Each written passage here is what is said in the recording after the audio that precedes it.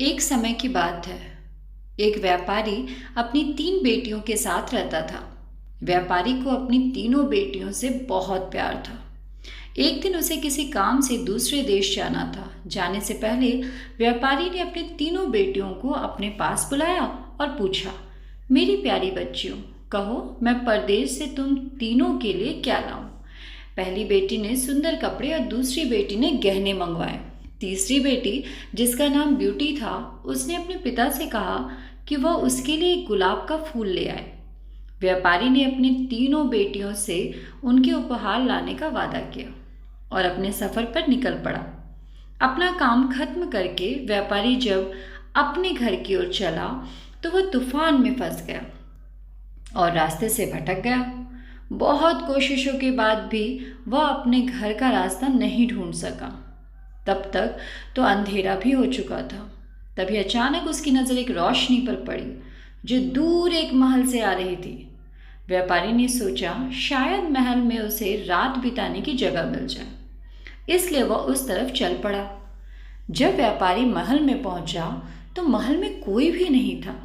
उसने हर तरफ देखा लेकिन उसे महल में कोई नहीं मिला। आश्चर्य की बात थी कि खाने की मेज में कई प्रकार के स्वादिष्ट व्यंजन रखे हुए थे, परंतु उन्हें खाने वाला कोई नहीं दिख रहा था।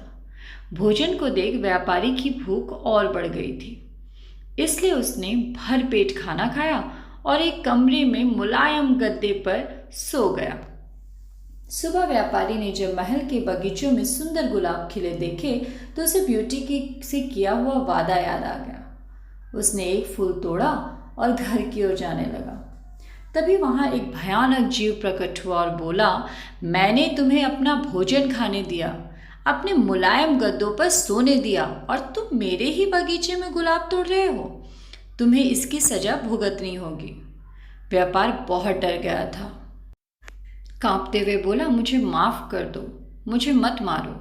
यह गुलाब मैंने अपनी बेटी के लिए तोड़ा है। मैं अपनी बेटी से वादा किया था कि मैं उसके लिए गुलाब का फूल लाऊंगा।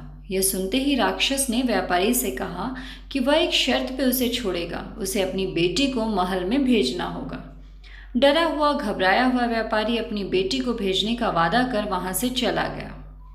घर पहुंचकर व्यापारी ने अपनी बेटियों को सारी बात बताई और ब्यूटी से माफ़ी मांगते हुए कहा, अपनी जान बचाने के लिए मुझे उस समय कुछ समझ नहीं आया और मैं राक्षस से यह वादा कर आया। मुझे माफ़ कर दो ब्यूटी, अपने स्वार्थी पिता को माफ़ कर दो। ब्यूटी ने अपने पिता को गले लगाते हुए तसल्ली दी। आप बिल्कुल परेशान ना हो पिताजी, मैं आपका किया हुआ वादा ज़रूर निभाऊंगी।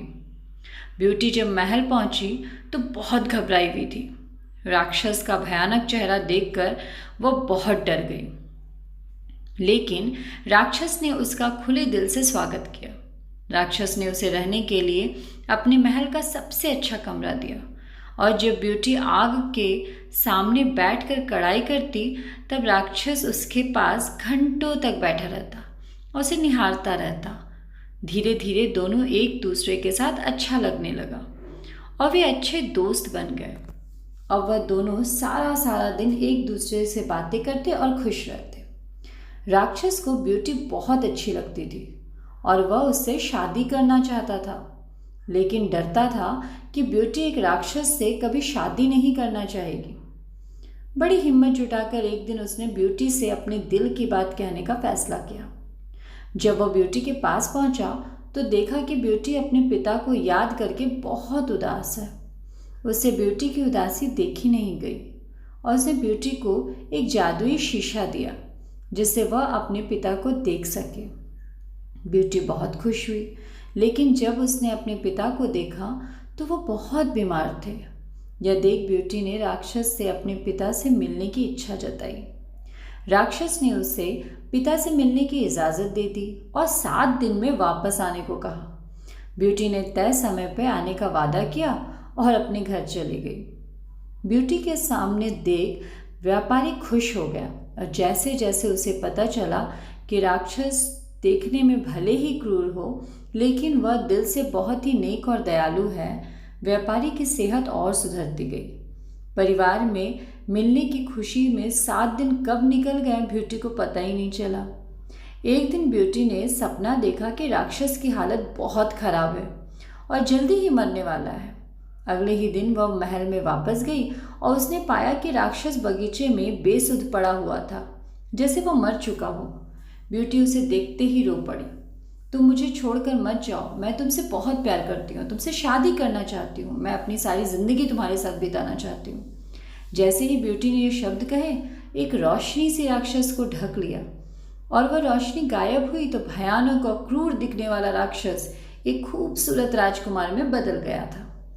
राजकुमार ने बताया कि एक दुष्ट जादूगरनी ने उसे एक राक्षस बना दिया था और सच्चे प्यार से ही उसे जादू को तोड़ा जा सकता था।